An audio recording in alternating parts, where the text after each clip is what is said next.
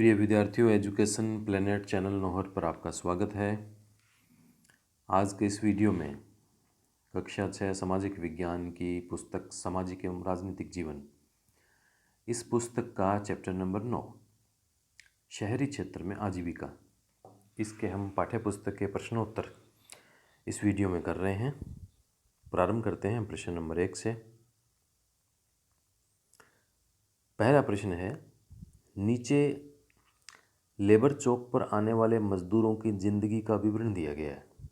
इसे पढ़िए और आपस में चर्चा कीजिए कि लेबर चौक पर आने वाले मजदूरों के जीवन की क्या स्थिति है। प्रत्येक स्थान पर ऐसे चौक चौराहे होते हैं जहाँ पर मजदूर सुबह सुबह इकट्ठा हो जाते हैं और जिसको ज़रूरत होती है वहाँ आकर वो इस प्रकार से उन मजदूरों को अपनी मजदूरी तय करके उनको काम के लिए ले जाते हैं। तो लेबर चौक पर जो मजदूर रहते हैं उनमें से ज़्यादातर अपने रहने की स्थायी व्यवस्था नहीं कर पाते और इसलिए वे चौक के पास फुटपाथ पर सोते हैं या फिर पास के रात्रि विश्राम गृह रेन बसेरा में रहते हैं। इसे नगर निगम चलाता है। इसमें 6 रुपया एक बिस्तर का प्रतिदिन किराया देना पड़ता है। सामान की सुरक्षा का कोई इंतज़ाम न रहने के कारण वे वहाँ के चाय या पानी बीड़ी वालों की दुकानों को बैंक के रूप में इस्तेमाल करते हैं। उनके पास वे पैसा जमा करते हैं और उनसे उधार भी लेते हैं। वे अपनी औजारों को रात में उनके पास हिफाजत के लिए छोड़ देते हैं। दुकानदार मज़दूरों के सामान की सुरक्षा के साथ ज़रूरत पड़ने पर उन्हें कर्ज भी देते हैं। ये हिंदू ऑनलाइन अमन सेठी का लिखा हुआ है, वहाँ से ये विषय वहाँ से लिया गया है। तो हमारा प्रश्न है कि लेबर चौक पर आने वाले मज़दूरों के जीवन की क्या स्थिति है, उसकी चर्चा करनी है। चलिए हम इसका उत्तर प्रारंभ करते हैं।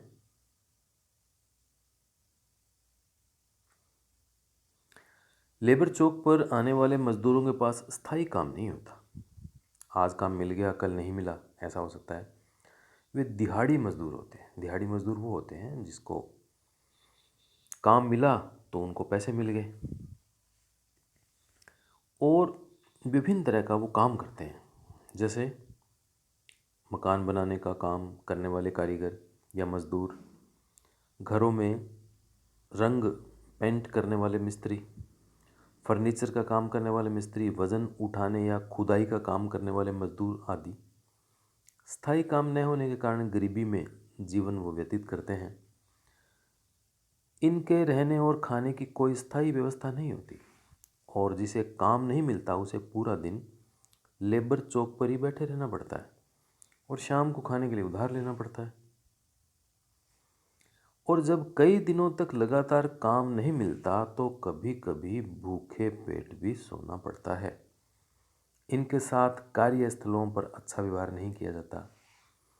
निश्चित समय से अधिक समय तक काम करवाया जाता है और सरकार द्वारा निर्धारित न्यूनतम मजदूरी से कम मजदूरी इनको दी जाती है। इस प्रकार इनका जीवन बहुत ही कठिन होता है।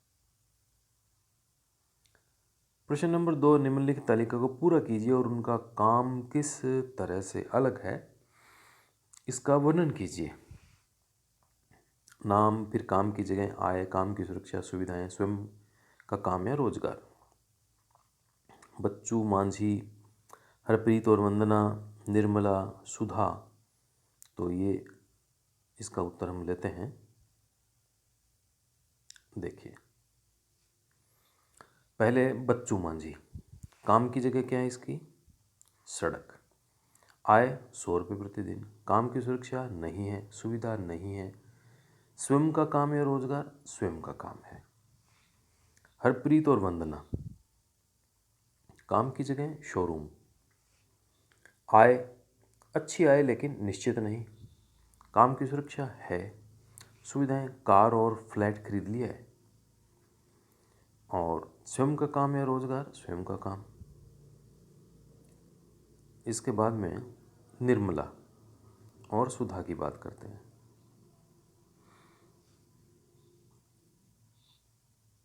निर्मला कपड़े सिलने की फैक्ट्री, ये उसके काम की जगह है। सुधा का काम है, काम की जगह कंपनी है। मजदूरी 280 रुपये प्रतिदिन मिलती है। सुधा को 30,000 रुपये प्रति माह या 1,000 रुपये प्रतिदिन हो गए। काम की सुरक्षा इनकी नहीं है, इसकी है, और यहाँ पे नहीं है। और इधर जो सुविधाएं हैं, भविष्य निधि, छुट्टियाँ, परिवार के लिए चिकित्सा, ये इनको सुविधाएं मिलती है। और ये रोज़गार है, और ये भी रोज़गार है काम की दृष्टि से।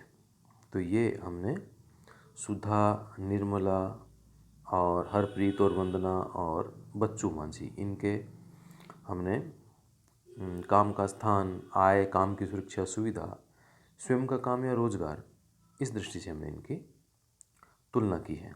अब प्रश्न नंबर 3 है, एक स्थायी और नियमित नौकरी अनियमित काम से किस तरह से अलग है? उत्तर होगा, स्थायी और नियमित नौकरी में एक कर्मचारी को हर महीने नियमित वेतन मिलता है।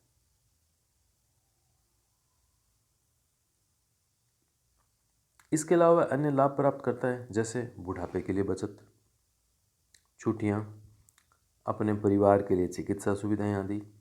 इस प्रकार उसकी नौकरी सुरक्षित है। लेकिन आकस्मिक कर्मचारी बिना नौकरी की सुरक्षा का लाभ उठाते हैं। यदि श्रमिक अपने वेतन या काम करने की स्थिति के बारे में शिकायत करते हैं तो उन्हें छोड़ने के लिए कहा जाता है। उनसे बहुत लंबे समय तक काम करने की उम्मीद की जाती है। उन्हें स्थायी कर्मचारी की तरह अन्य लाभ नहीं मिलते।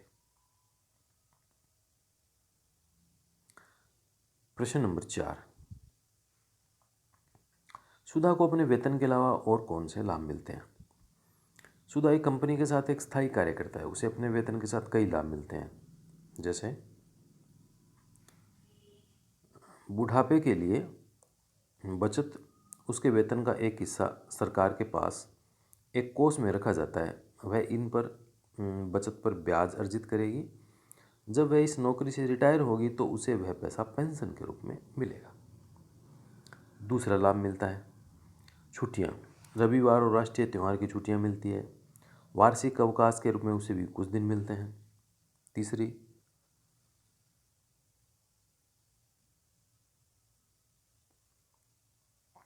परिवार के लिए चिकित्सा की सुविधाएं। कंपनी सुधा का मेडिकल खर्च उसके और उसके परिवार के सदस्यों के लिए एक निश्चित राशि तक अदा करती है। अगर वह बीमार पड़ती है तो वह छुट्टी लेती है। नीचे दी गई तालिका में अपने परिचित बाजार की दुकान या दफ्तरों के नाम भरें कि वे किस प्रकार की चीज़ें या सेवाएं मुहैया कराते हैं। दुकानों या दफ्तरों का नाम, चीज़ों और सेवाओं के प्रकार। चलिए उत्तर लेते हैं हम इसका सीधा ही। तो नाम है संध्या डेयरी, दुकान का नाम या दफ्तर का नाम है। चीज़ और सेवाओं के प्रकार है दूध और दूध से बनी वस्तुएं। गैस एजेंसी, सुधा डेयरी का हो गया गैस एजेंसी। खाना पकाने के एलपीजी गैस की बुकिंग और डिलीवरी का काम हो गया।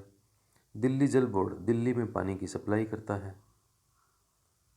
और एनडीपीएल, ये उत्तरी दिल्ली में बिजली की सप्लाई का काम है इसका। अस्पताल विभिन्न प्रकार की चिकित्सा सुविधाएं प्रदान करता है। तो इस प्रकार से हमने सामाजिक विज्ञान, सामाजिक और राजनीतिक जीवन पुस्तक का चैप्टर नंबर 9 शहरी क्षेत्र में आजीविका, इसके पाठ्य पुस्तक के प्रश्न हमने किए हैं। बहुत सारे इसमें और भी इसमें मिल रहे हैं, तो आप उनको अलग से भी पाठ में ढूंढें। उन प्रश्नों को ढूंढें, उनके उत्तर को भी ढूंढें। आप ऐसा करेंगे तो निश्चित रूप से पाठ पर आपकी पकड़ अच्छी हो जाएगी और आपको पूरे अंक मिलेंगे। इसके बाद में जो अगला वीडियो हम लेंगे वो इसका जो आपकी कक्षा का इतिहास का जो पार्ट है उसके कई पाठों के वीडियो शेष हैं, वहाँ से हम प्रारंभ करेंगे। तब तक बहुत बहुत धन्यवाद आपका।